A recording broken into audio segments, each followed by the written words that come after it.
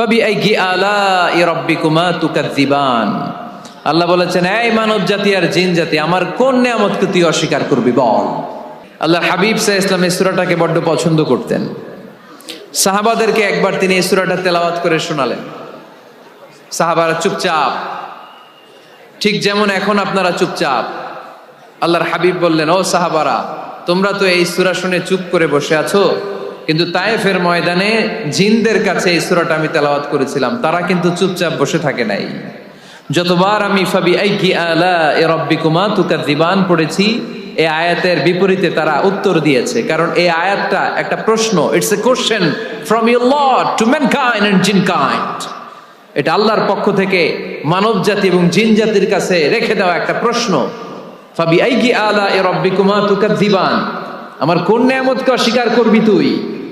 আল্লাহর কোন নিয়ামত অস্বীকার করার কোনো ক্ষমতা আমাদের আছে? নাই।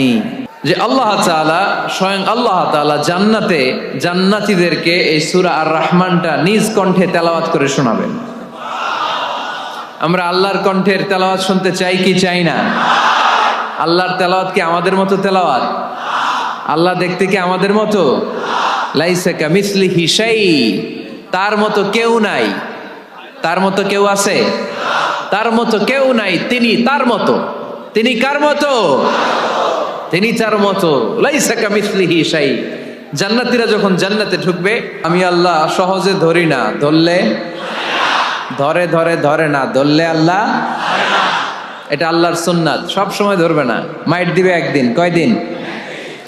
একদিন ঘূর্ণিঝড় বুলবুল দিয়া সব বুলবুল বানায় ফেলবে।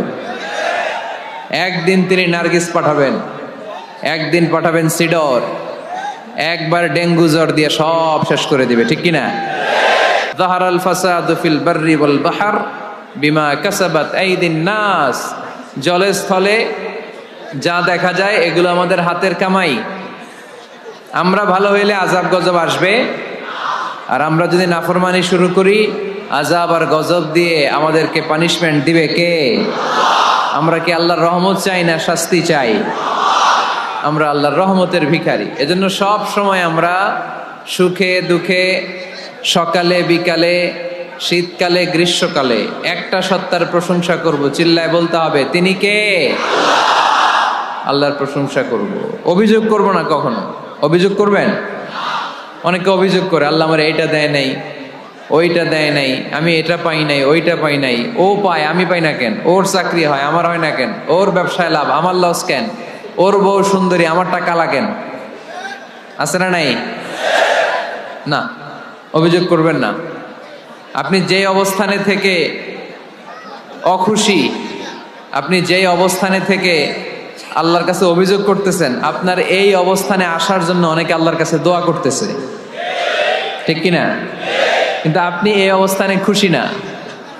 অনেকে এই অবস্থানে আসতে চায়, তাদের স্বপ্ন যে তারা একদিন আপনার স্থানে আসবে, কিন্তু আপনি আপনার জায়গায় থেকে খুশি না।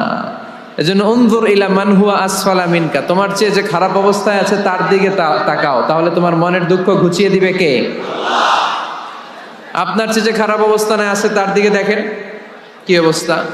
আপনি এইটা চান, ওইটা চান, কত কিছু লাগবে আপনার। হসপিটালে যে দেখেন ক্যান্সার